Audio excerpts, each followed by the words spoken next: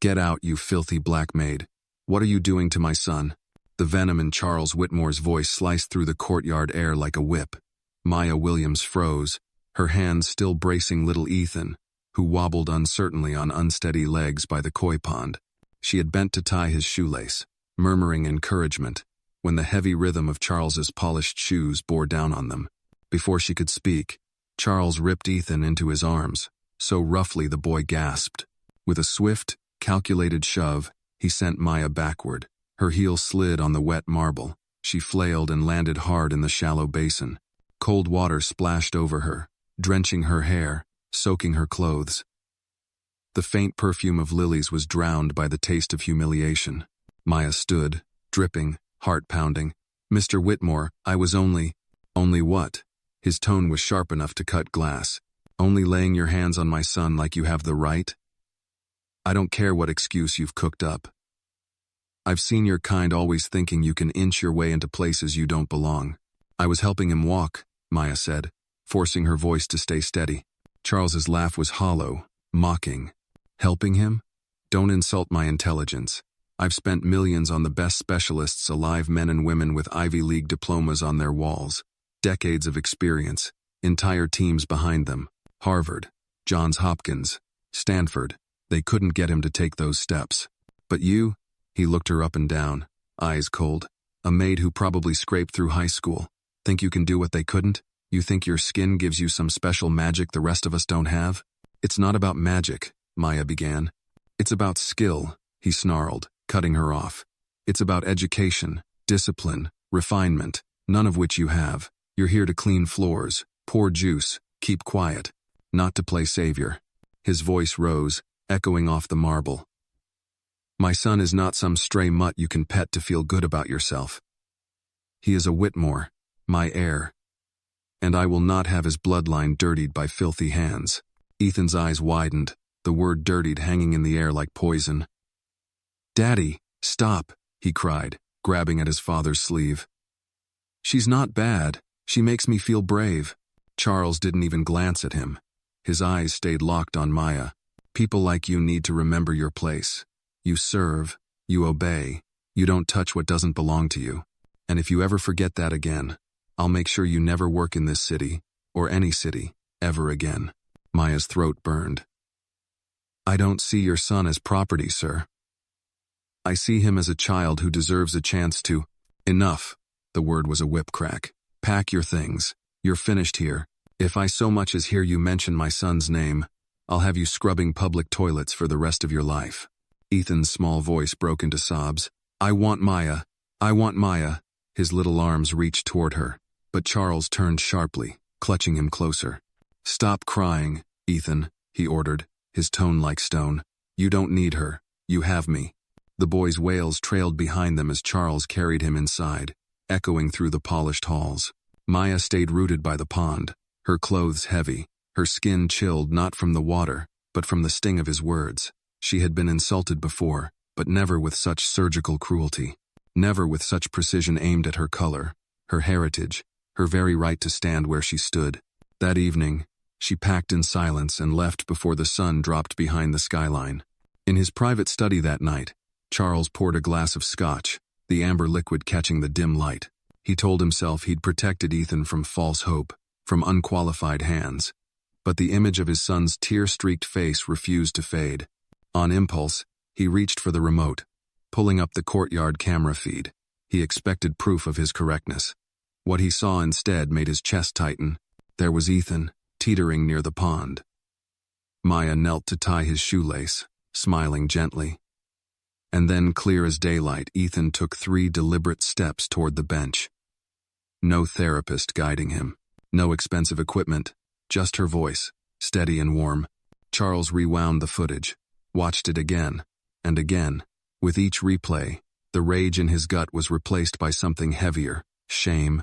She had done what his army of experts could not, and he had crushed her for it. If you feel for the character in this story, hit like and drop a comment with where you are watching from. You might be surprised to find someone nearby watching along with you. The next morning, Charles skipped the office. Dressed simply, he stood outside a modest apartment above a laundromat, 2 steaming cups of coffee in hand. When Maya opened the door, surprise flickered in her eyes, replaced quickly by caution. "I was wrong," Charles said, the words grating against his pride. "I saw the footage. You were helping him more than anyone else ever has. I can't take back what I said, but I can ask you to come back, not part-time, full-time. Name your terms." Maya studied him for a long moment, then took the coffee. "I'm not doing it for you," she said quietly. "I'm doing it for Ethan." Charles only nodded. That evening, when Maya stepped into the Whitmore estate, Ethan bolted toward her, laughter breaking through the memory of his tears. Over his head, she caught Charles watching, no arrogance in his stance now, only the first glimmer of a man learning, too late, what respect really means. The Whitmore estate looked different to Maya the next morning, though nothing had changed in its immaculate architecture. The white columns still gleamed, the manicured hedges stood like green sentinels, and the massive front doors loomed as if they'd been carved from a single, ancient tree. But for Maya, the air was heavier. Every step up the stone pathway reminded her of the words Charles had thrown at her, the sting of them still raw despite his apology. Ethan's small figure appeared in the doorway before she reached the top step. "Maya!" His voice cracked with excitement, his legs carrying him forward in an uneven but determined run. He barreled into her, wrapping his arms tightly around her waist. Maya bent down to hold him, ignoring the ache in her knees. Charles stood just behind his son, his face carefully composed.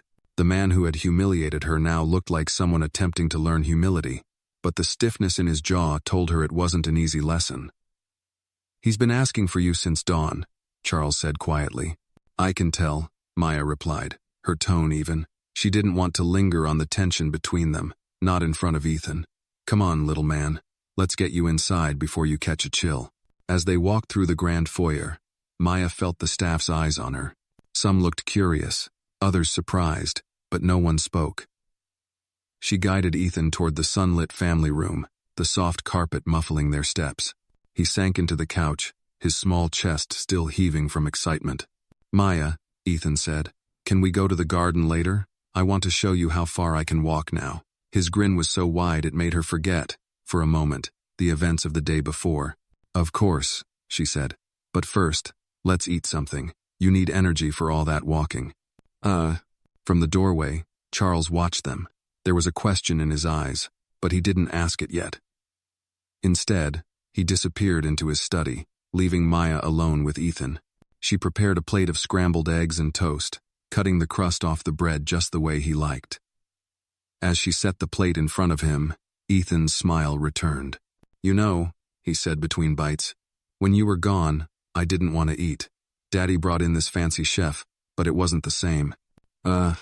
Maya's heart tightened. "You should always eat, Ethan, but I'm glad I'm back now." By mid-morning, Charles called for Maya to join him in the study. The heavy oak door closed behind her with a quiet thud, and she stood before his desk, the sunlight from the tall windows casting long shadows across the room. "I owe you more than just an apology," Charles began, his voice low. "What I said yesterday, there's no excuse. I let my pride and my prejudice speak for me. It wasn't just wrong. It was ugly." Maya met his gaze evenly. "It was more than ugly. It was personal. You didn't just question my ability, Mr. Whitmore. You questioned my worth." Charles leaned back, the leather chair creaking under his weight. "I know, and I'm not asking you to forgive me overnight. I'm asking for a chance to show you I can be better for Ethan's sake, if not for mine." Maya didn't reply right away. Instead, she thought of Ethan's eager face when he'd seen her that morning. "I'm here for him," she said finally. "Not for you. But if you want to be part of his progress, then you'll need to learn to listen to him, and to me." He nodded, a flicker of humility breaking through his guarded expression. Agreed. That afternoon, Maya and Ethan returned to the garden. The koi pond shimmered in the sunlight, the lilies swaying gently in the breeze. Ethan took her hand and began to walk, each step steadier than the last. Charles appeared at the edge of the path, watching silently. "Look, Daddy," Ethan called, his voice full of pride. "I can make it all the way to the bench." Charles's lips twitched into the faintest smile. "I see," he said, but his eyes lingered on Maya, acknowledging her role without words. When Ethan reached the bench, he raised his arms in triumph. Maya clapped softly, the sound carrying in the quiet garden. Charles approached, crouching beside his son. "You've done well, Ethan," he said. "Really well." "It's because of Maya," Ethan replied, as if that were the most obvious truth in the world. Charles's gaze shifted to her again. This time, there was no arrogance, only the uncomfortable realization that his son's victories were tied to the very woman he had once dismissed. Later that evening, after Ethan had gone to bed, Maya found herself in the kitchen making tea. Charles entered quietly, his footsteps soft against the tile. "You don't have to make your own tea," he said. "I prefer it this way," Maya replied without looking up. He hesitated before speaking again. "I want you to know, I've been thinking about what you said this morning, about listening. It's not something I've been good at, not with Ethan, and certainly not with people He trailed off, searching for the right word. "People I've judged too quickly." Maya poured hot water into her cup. "It's not about being good at it, it's about choosing to do it." Charles gave a slow nod. "Then I'll choose it." For a moment, the kitchen was quiet except for the sound of the kettle cooling. Charles seemed as if he wanted to say more, but instead he left, leaving Maya alone with her thoughts. In her small room at the back of the estate, Maya looked out the window at the darkened garden. The koi pond glimmered faintly under the moonlight. Yesterday, it had been the scene of her greatest humiliation in years. Today, it had become a place of small victory. She knew there would be more challenges ahead. Charles's habits wouldn't change overnight, and prejudice didn't vanish because of one moment of clarity. But Ethan's laughter this morning had been enough to remind her why she was here. And as she drifted to sleep, she made herself a promise. She would see this through, not just for Ethan's sake, but for her own. The next chapter in their lives had begun, and neither she nor Charles could predict where it would lead. But for the first time, the door to possibility, however narrow, had been left open. The week that followed was a quiet but cautious truce between Maya and Charles. Ethan's progress grew noticeable day by day. The boy's confidence bloomed like the roses in the garden, and he greeted each morning with an eagerness that warmed Maya's heart. Yet for all the improvement, Maya could feel the undercurrent. Charles was watching her closely, as though testing the boundaries of his own decision to bring her back. On a crisp Thursday morning, Maya and Ethan were in the therapy room, a space once filled with state-of-the-art equipment that now sat mostly unused.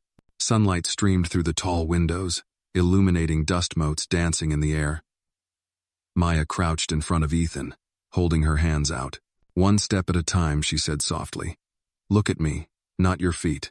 Ethan grinned, wobbling but determined. He took 3 steps, then 4, his small fingers brushing hers as he reached her. "I did it," he exclaimed.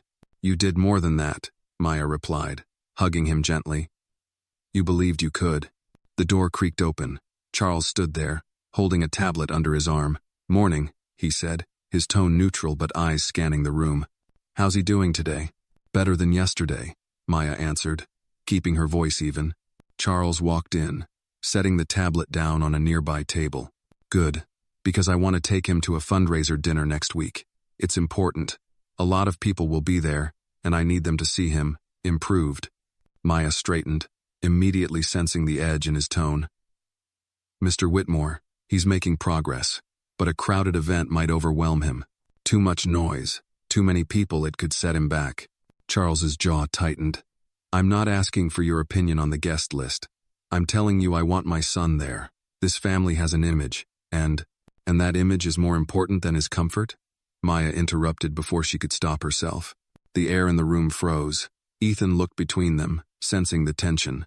Charles's eyes hardened. "You're here because I allowed it, Maya. Don't mistake my apology for an invitation to challenge me at every turn." Maya took a breath, steadying her voice. "I'm here because Ethan needs someone who will put his well-being first. If you can't see that, then we're not working toward the same goal." For a long moment, they stood in silence. Then Charles turned on his heel and left without another word. That night, as Maya tucked Ethan into bed, the boy whispered, "Daddy gets mad when people tell him no." She brushed a curl from his forehead. "Sometimes people get mad because they're not used to hearing the truth. But that doesn't mean the truth shouldn't be said." The following days were tense. Charles kept his distance, But Maya noticed small signs that her words had sunk in. He lingered in the garden longer when Ethan was walking. He asked, without sarcasm, how the boy's day had gone. Still, the looming dinner remained unspoken between them until the morning of the event. Charles appeared at breakfast dressed in a tailored navy suit. "Maya," he said, "I've been thinking. If Ethan comes tonight, it will be on your terms. You'll be with him the entire time. If he wants to leave, we leave. Agreed?" It wasn't an admission of fault, but it was as close as Charles could manage. "Agreed," Maya said. That evening, the grand ballroom of the Fairmont Hotel shimmered with chandeliers and the low hum of polite conversation. Guests in evening gowns and tuxedos moved through the room like pieces on a chessboard. Maya stayed close to Ethan, her hand resting lightly on his shoulder as they navigated the crowd. At first, Ethan clung to her side, his eyes wide at the sea of unfamiliar faces. But then a man with a warm smile knelt down and introduced himself. "You must be Ethan. I'm an old friend of your father's." He handed Ethan a small toy car, and the boy's face lit up. For a while, things went smoothly. Charles worked the room, shaking hands and making introductions. Ethan even managed to walk across the marble floor to greet a group of guests, his steps steady. Maya watched with quiet pride until she heard it. A woman's voice, low but sharp, drifting from a nearby cluster of guests. "I'm surprised Charles lets the help hover so close. In my day, the nanny knew to stand back." Another voice joined in, dripping with disdain. "Especially one like her. It's not the image you'd expect." Maya felt the words like stones in her chest. She had endured whispers before, but here, in front of Ethan, it was different. She turned to guide him away, but he had heard them too. His small brow furrowed. "Why are they saying that?" he asked. Before she could answer, Charles's voice cut through the murmurs. "Is there a problem here?" His expression was polite, but his tone carried an edge that silenced the group. One of the women gave a brittle laugh. "Oh, Charles, we were just surprised to see your employee playing such a prominent role tonight." Charles's eyes flicked to Maya, then back to the women. "Maya is not just an employee. She's the reason my son is walking again. And if anyone here has a problem with that, you can take it up with me directly." The group shifted uncomfortably, their smiles faltering. Maya felt a rush of conflicting emotions, gratitude, surprise, and something like the beginning of respect. Ethan squeezed her hand. "See, Daddy knows you're good," he whispered. Later, as they left the event early by mutual agreement, Ethan dozed in the back seat, his head resting against Maya's arm. Charles drove in silence for a while before speaking. "They were wrong to say what they did, and I was wrong to ever make you feel the same way." Maya met his eyes in the rearview mirror.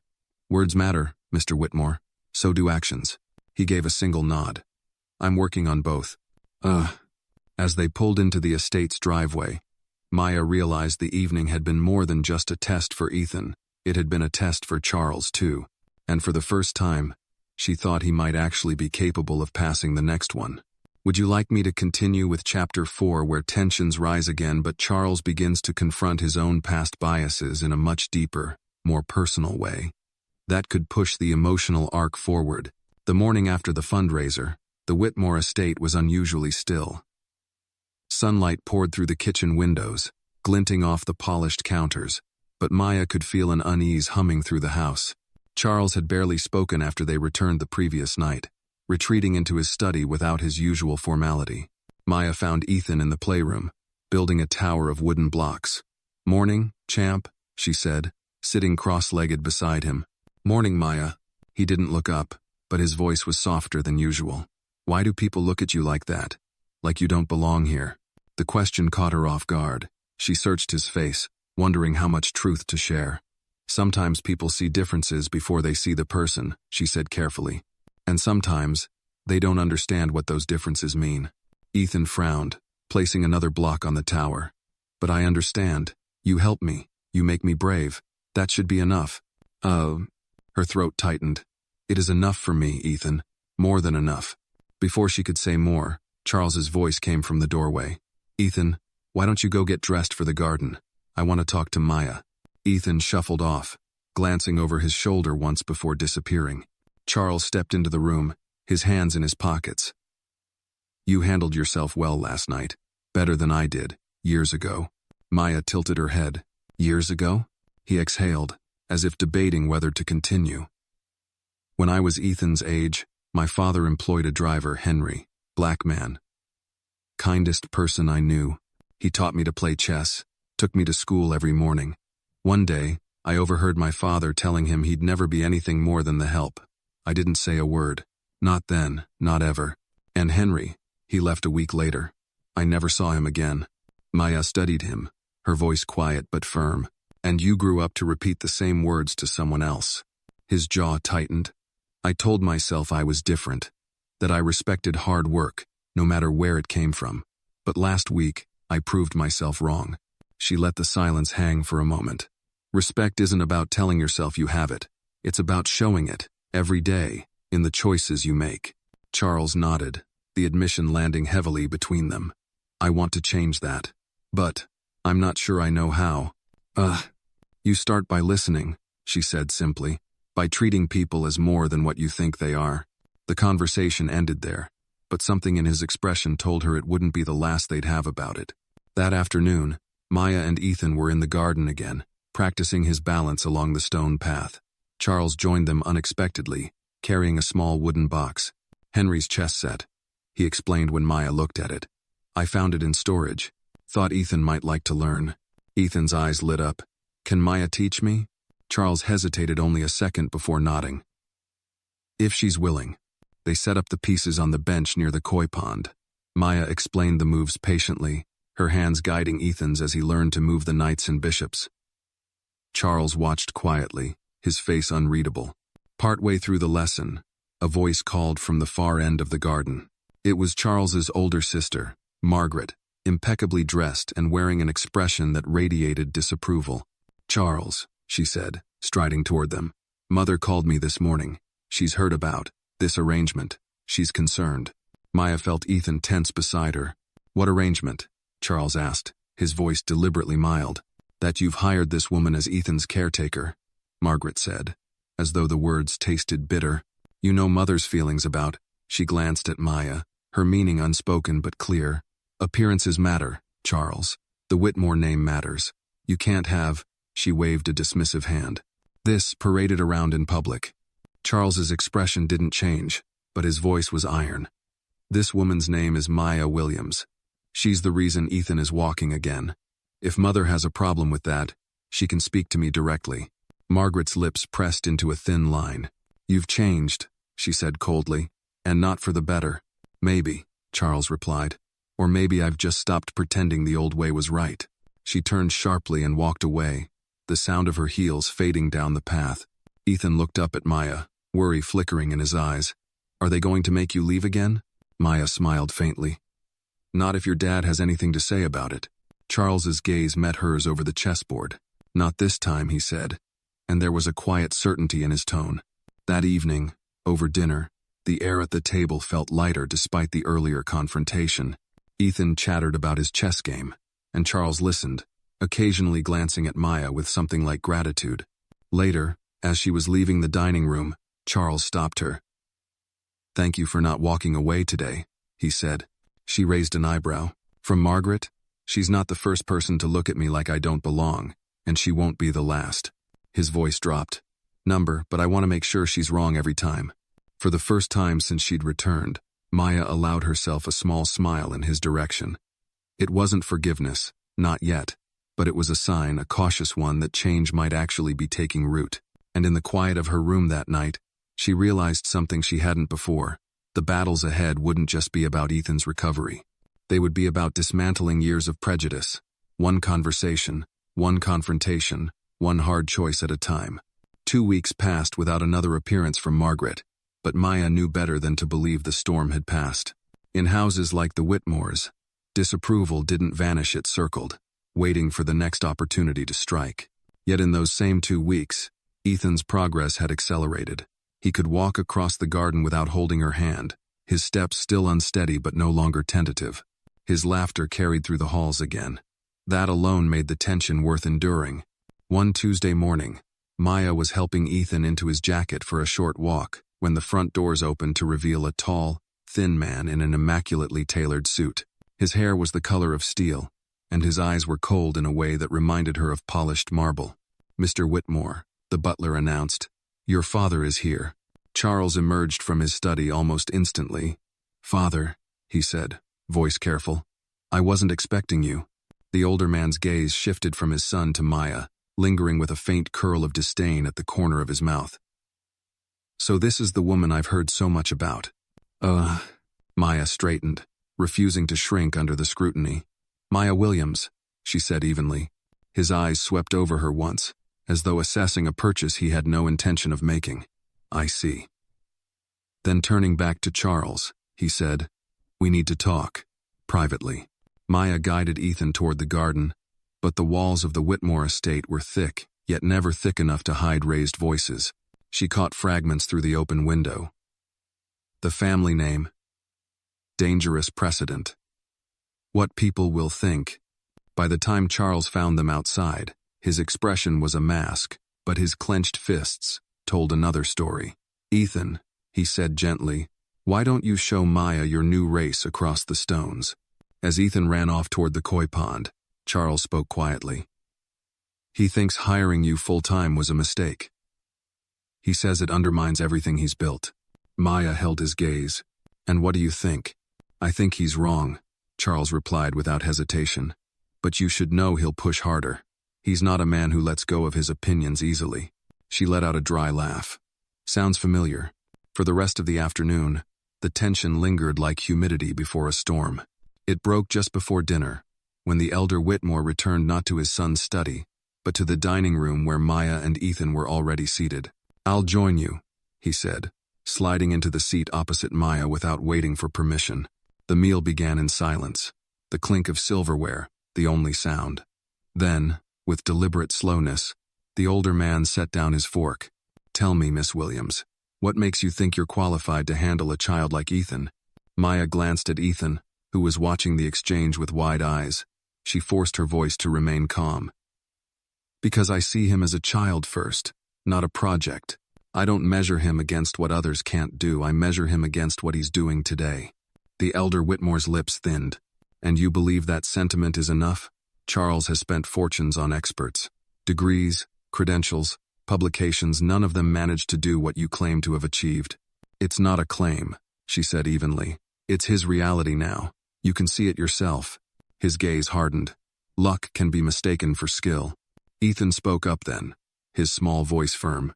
"It's not luck. Maya makes me feel like I can try. You never even asked me before." A flicker barely perceptible crossed the old man's face. But instead of answering his grandson, he pushed back his chair and stood. "Charles, a word." This time, Charles didn't follow. "No," he said simply. "If you have something to say, you can say it here." The tension at the table was sharp enough to cut. Finally, the elder Whitmore said, "You're making a mistake. When this experiment fails, it will be on you." "Then it will be on me," Charles said, his tone final. The old man left without another word, the echo of his steps fading into the hall. That night, after Ethan was asleep, Charles found Maya in the kitchen rinsing teacups.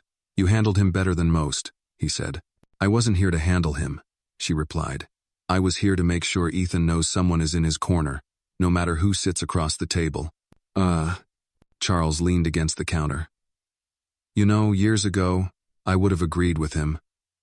Maybe even said worse. I'm not proud of that. But tonight, I realized something. I've spent my whole life letting my family's approval dictate my choices. I think it's time that stops." Maya met his gaze. "That's a line in the sand, Mr. Whitmore. Once you draw it, you can't erase it." "I'm counting on it," he said quietly. The next morning brought a surprising shift. Instead of his usual reserved greeting, Charles asked if he could join their morning exercises. Together, the three of them walked the garden path, Ethan laughing as he tried to keep pace with his father. Maya watched them, recognizing the subtle change not just in Ethan's stride, but in Charles's posture. He wasn't just watching anymore. He was participating, and for the first time since she stepped back into this house, Maya began to believe the battle she was fighting might actually change more than one life. By the end of the week, Maya noticed a subtle shift in the rhythm of the Whitmore estate. The air felt less